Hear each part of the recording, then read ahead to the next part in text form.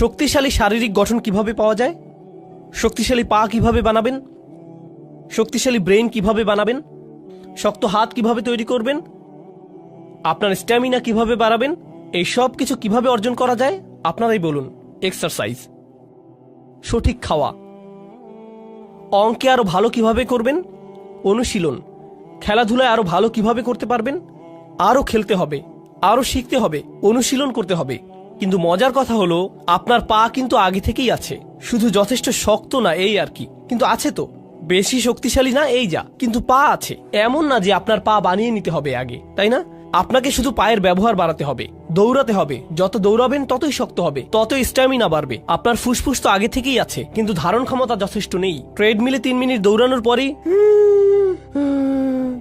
তাই না? এমন না যে ফুসফুস নেই, আপনার তো আছে, কিন্তু যথেষ্ট ব্যায়াম করেননি বলে কি হয়নি?